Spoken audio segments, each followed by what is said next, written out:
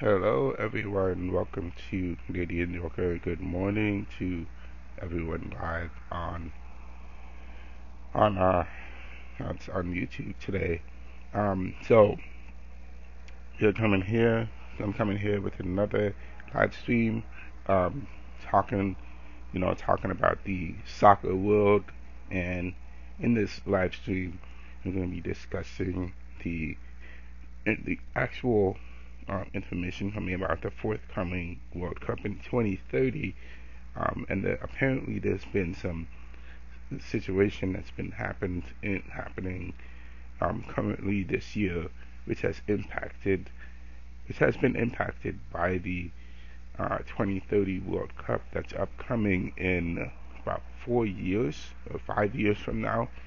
So next year, as we all know, I have been covering the FIFA World Cup in the United States, and also talking about the situation going on with FIFA right now in the United States um, regarding it. So a lot has happened over the summer, and FIFA had the Club World Cup over the summertime this year in 2025, where all the major clubs in the world played in the FIFA in the Club World Cup to become the world champions. Next year is going to be the actual World Cup, and so what we're doing right now is, before I get into what we're talking about for today, I have I covered some information regarding the 2030 FIFA World Cup in Morocco, and in my previous video live stream I talked about the situation involving FIFA's dogs. Apparently, dogs in FIFA. Um, Now, you might be interested. If you're interested in watching that live stream, I'm just going to give a synopsis of it. So, what happened is FIFA is killing its dogs. And they have a rabies problem over there. And also, what they're doing is they are rounding up all the stray dogs, and they are essentially putting them into shelters and killing them off. But what is happening is a sort of a humanitarian crisis over there. They're killing dogs, according to reports. So they're killing them with guns. Um, so without further ado, um, in this also, the situation currently occurring in Morocco is similar. Is way more impactful because Morocco has a failing health system, according to reports. So, and this failing health system, they didn't put any money into the health system, which is impacting their citizens, and that's impacting, since this Morocco is spending more money on building stadiums than rather than helping its own citizens survive and have a healthy um, healthy system. So I'm gonna make sure, I completely forgot, I need to change the thumbnail in this for this live stream, and I'll be doing that after this video. So without further ado, um, let's just get into it. So it says the death hospital, how Morocco's failing health system was exposed, and this article was written 2 weeks ago from our elastical.net. So it says a mounting health crisis and growing public anger have gripped um, Ad, Ad, Ad, Agadir, a city in central Morocco, as residents took the streets to protest what they described as catastrophic and even deadly healthcare services. Demonstrations followed a series of deaths among pregnant women over a short period, highlighting deep systemic weaknesses in the country's healthcare system. The surge in fatalities prompted Morocco's Minister of Health and Social Protection, Mohammed Amin Al-Tawari, to visit Hassan Regional Hospital in Agadir on September 16, 2025. Yet citizens insist that Agadir's situation is not isolated. They see it as a reflection of a national crisis affecting healthcare across the country. The media Immediately following his visit, Al-Qadsiria Al-Tawali expressed solidarity with families and patients affected by the hospital's failings. He acknowledged that the problems were real and visible across multiple areas, from equipment to shortages to inadequate services. The minister announced the dismissal of hospital directors and other senior officials, as well as the termination of contracts with companies responsible for reception, cleaning, and security. He also confirmed the recurrent absenteeism among staff and shortages of medicines and medical equipment. Regarding the recent deaths, the minister offered condolences to the families, stating that the General Inspectorate had been dispatched to investigate. He emphasized that findings would be compiled into detailed reports for public prosecutors to determine accountability and take legal action. Local media, including Maghreb Times, reported on September 15th that preliminary findings point to issues with halothane and anesthetic use in surgeries, a failure in the hospital's refrigeration or handling of the substance may have rendered it ineffective, forcing doctors to administer higher doses, a factor possibly linked to recent fatalities. Healthcare observers are calling for rapid disclosure of the investigation's results, or for responsible parties to be held accountable, stressing that citizens cannot withstand the further delay or ambiguity. The Hassan II Regional Hospital in Agadir is no longer a medical facility. It has become a terrifying specter that frightens patients even more than before they enter. Yusuf Al-Tawil,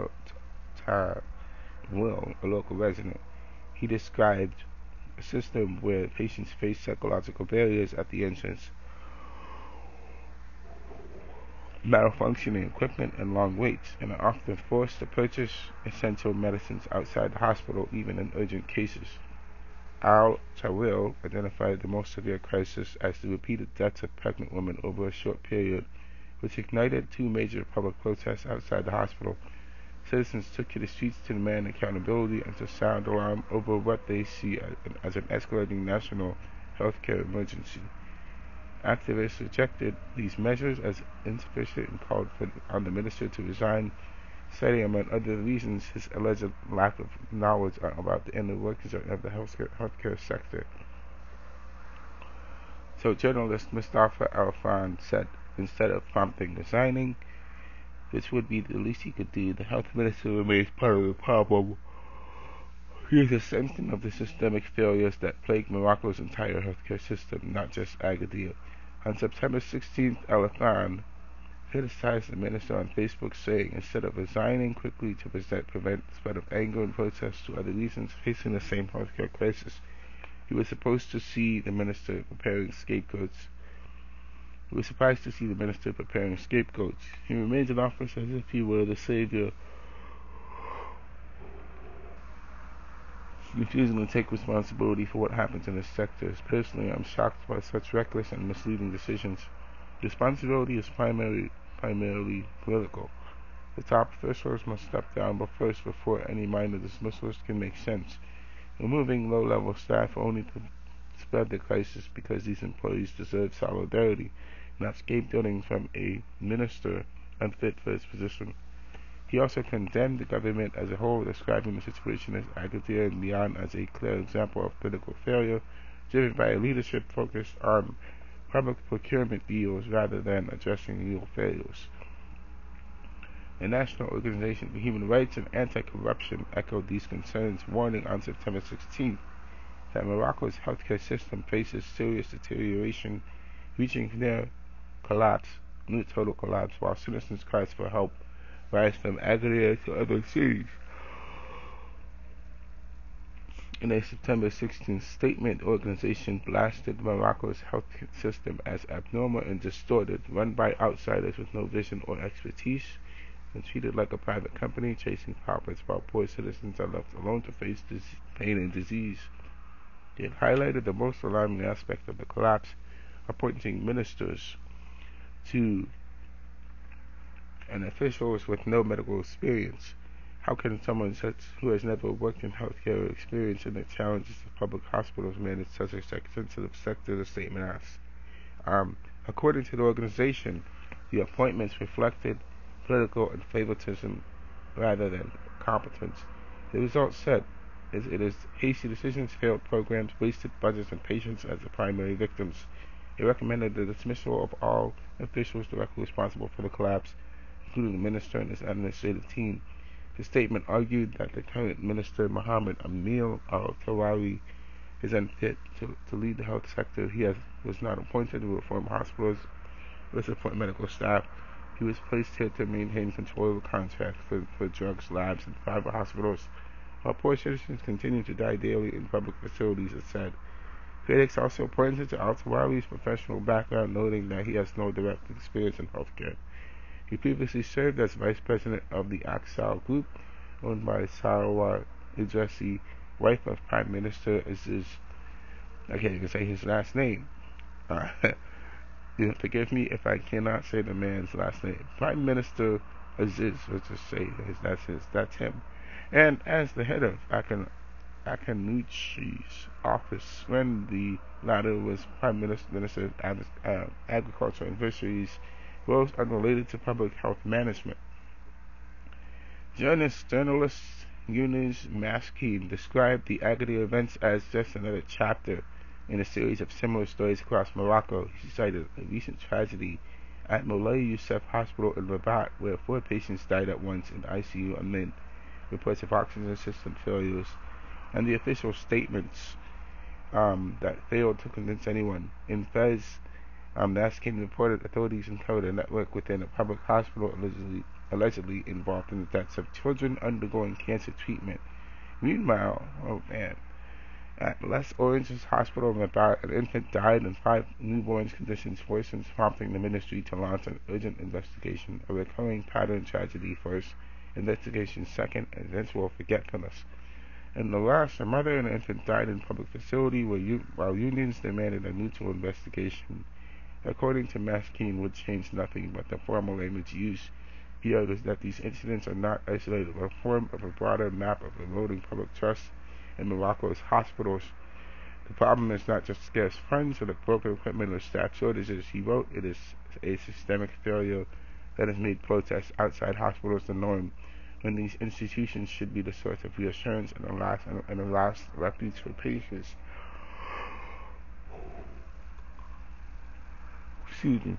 Maskin condemned the state of affairs, saying, quote, "It is sort of shocking that entering a public hospital in Morocco can become a gamble that might send someone to their coffin. Worse still, we have come to accept this as inevitable," close quote. Not close quote. Continuing, it says, "History teaches us that populations do not endure health humiliation indefinitely. While tragedies repeat, they spark collective awareness," close quote. Reflecting on the Agadir protest, Maskin emphasized, quote unquote, "The most important message is that citizens' lives are too valuable to be reduced to official statements or administrative reports. Access to healthcare is not a favor from the state. It is a fundamental duty."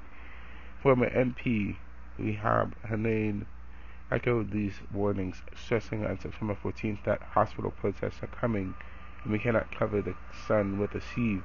What happened in Agadir, public outrage against healthcare failures, encouraged by corruption in both the private and public sectors at local and regional levels, is a snowball, growing larger with each roll. She emphasized that the situation in Agadir is no different than from many other regions, including major cities. Previous warnings and popular movements were followed by local reforms meant to give the appearance of change, only for things to return to their previous state.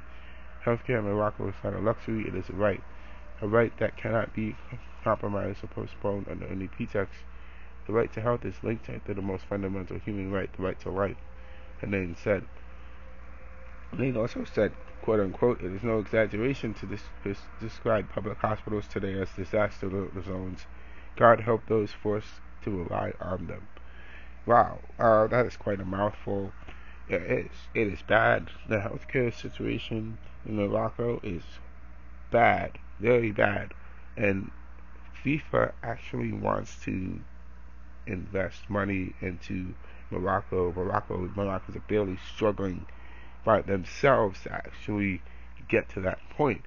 But just kind of going into it. So in December, it was like last year. This has been going on for some time. FIFA had selected Morocco. Morocco was selected to host the 2030 World Cup along with Spain and Portugal. So in this article here, it says 25. So this article is from Olympics.com, and this article was written December 11th, 2024. It says 23 venues have been proposed for the FIFA World Cup in 2030 to be held across 6 countries.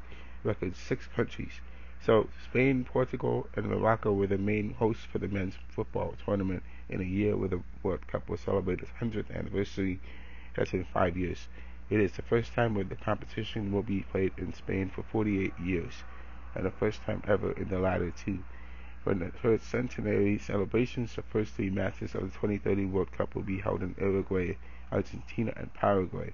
This is to commemorate the first World Cup final in 1930, where host Uruguay beat Argentina 4-2 at the Estadio Centenario in Montevideo.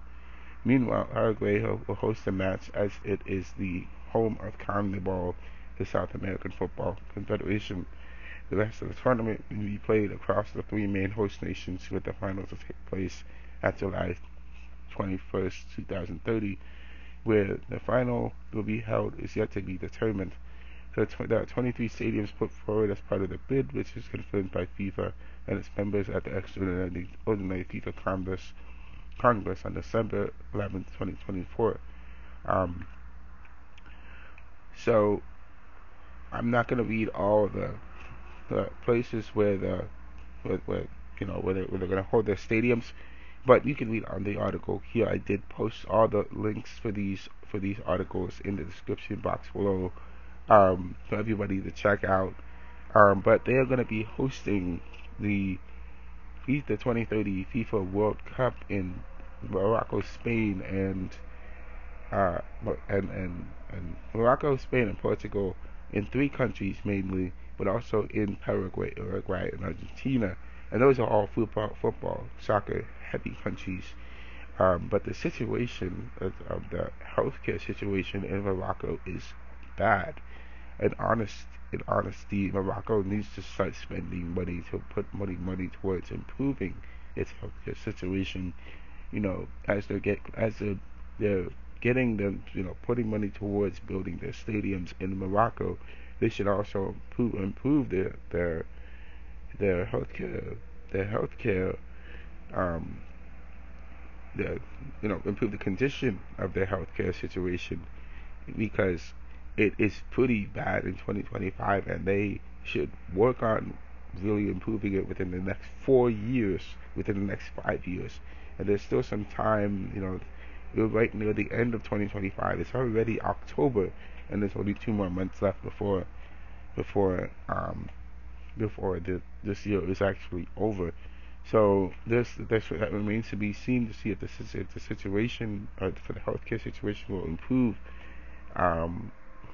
It's quite wild. Uh, so in this next article, it's just going to be going into the situation about what's going on with, now the protests have started in Morocco, and people are protesting, and they don't want to have FIFA in Morocco. They want to, have more healthcare system, because people are literally dying from healthcare, from poor healthcare.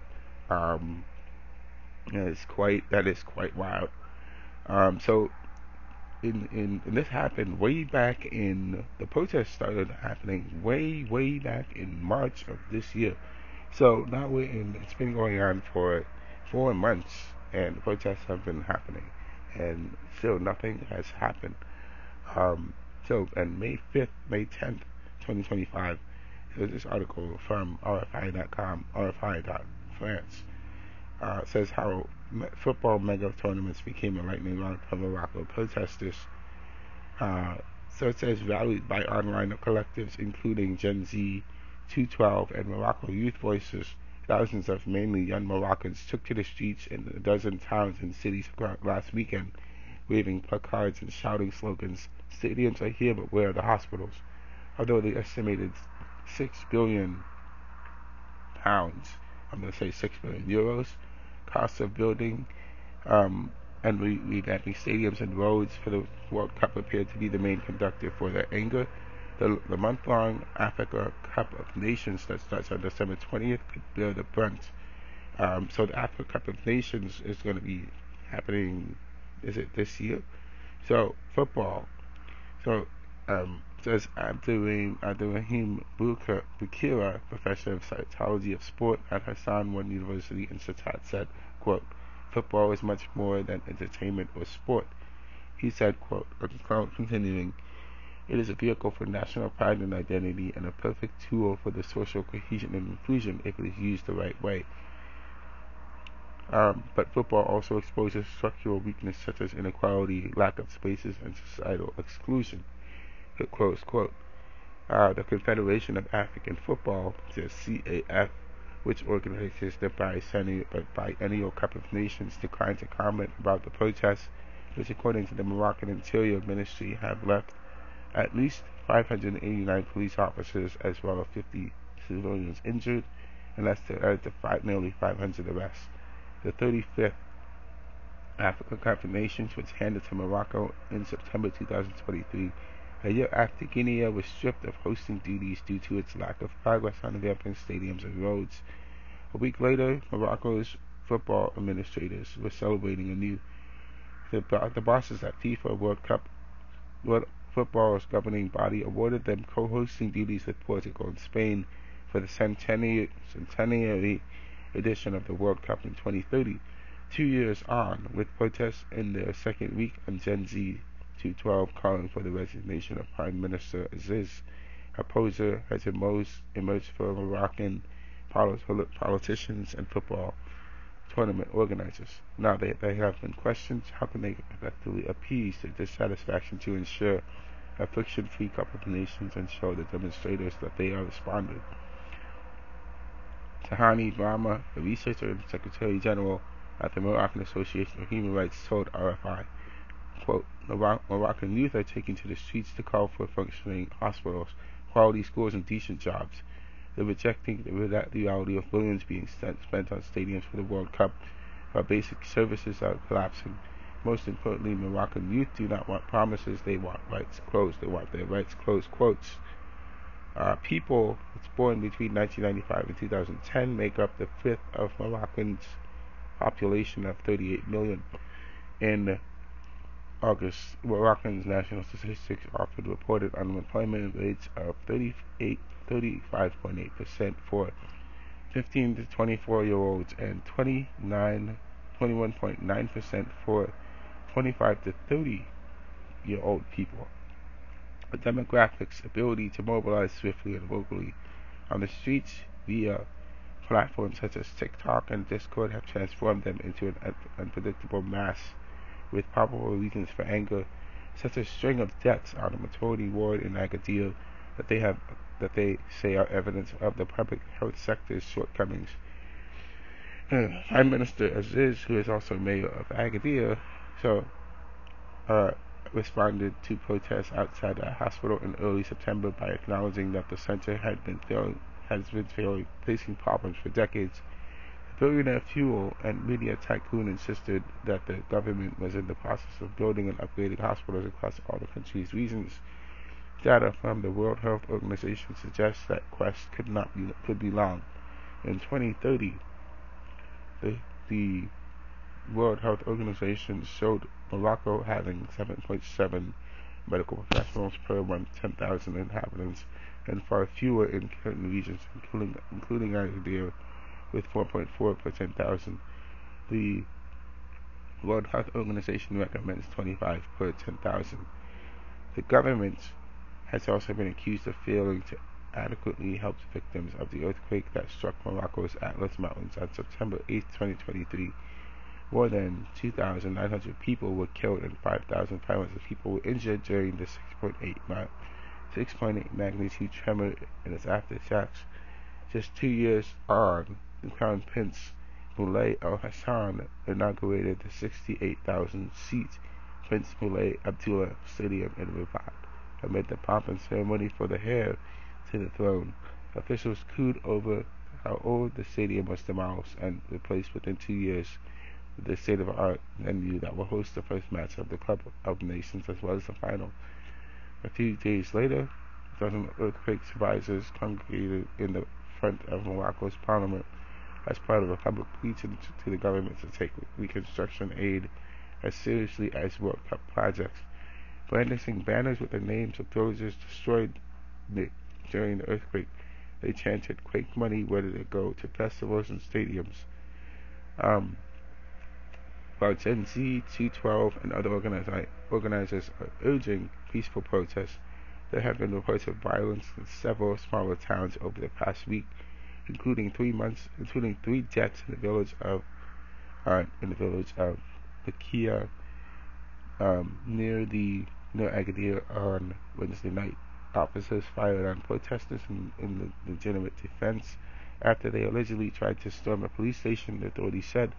In Saleh, near about groups of young men hurled stones at police, looted shops, and set banks ablaze and torched police vehicles. Security forces and Tangier faced a barrage of stones, and in City Bibi, mass youth burned the commune headquarters and blocked the main road.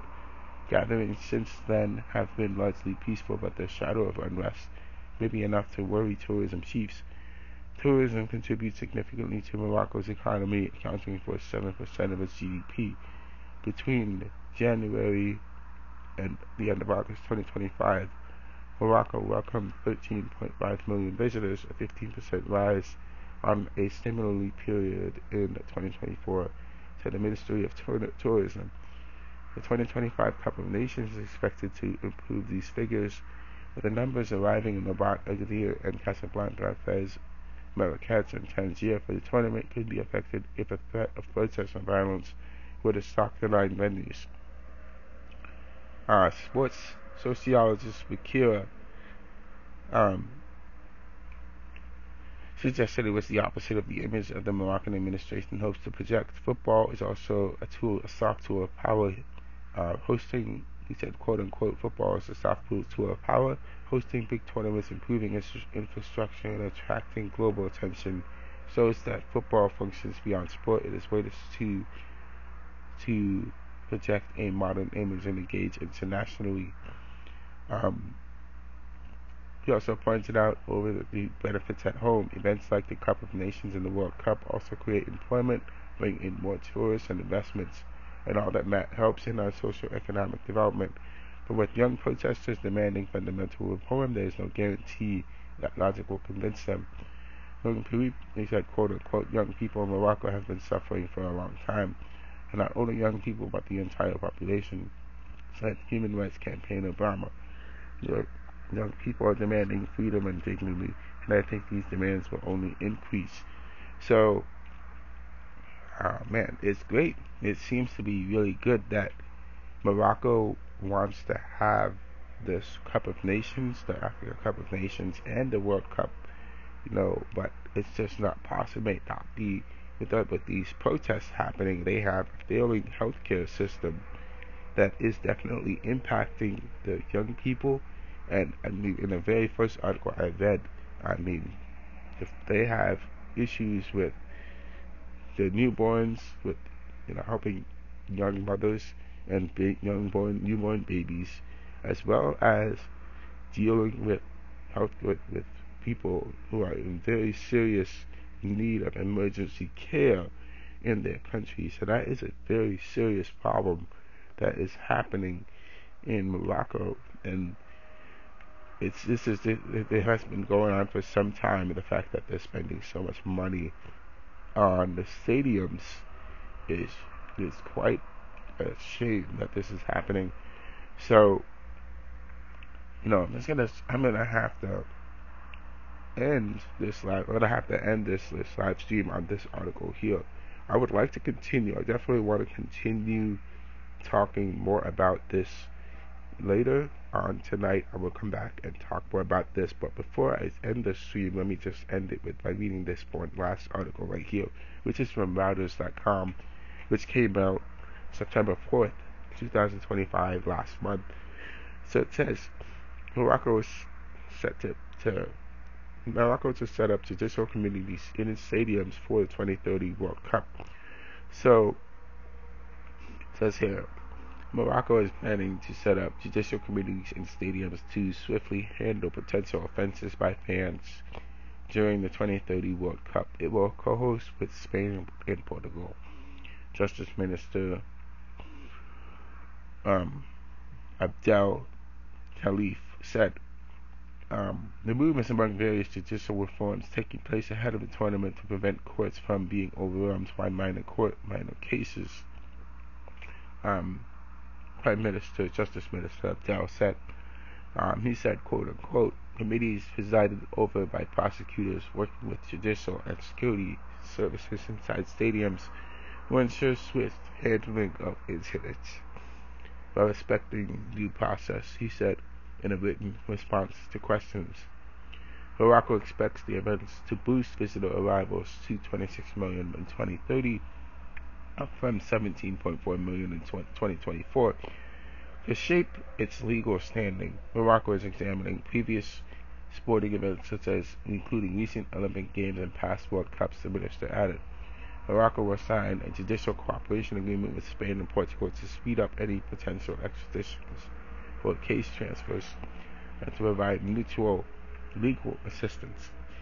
It is currently revising family and penal codes and introducing alternative penalties such as electronic bracelets to reduce prison overcrowding, which is partly driven by higher rates of pretrial detention.